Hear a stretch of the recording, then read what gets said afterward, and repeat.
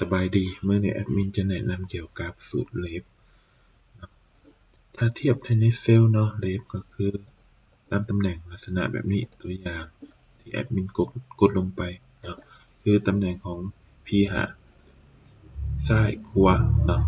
แต่ละเซลล์จะมีคำว่าซ้ายขวาเป็นตัวของมันเองเนาะตามลักษณะแบบนี้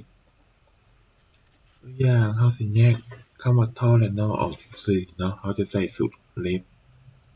ตัวอย่างโครงสร้างสูตรเลฟเนาะพิมพ์คำว่าเลฟ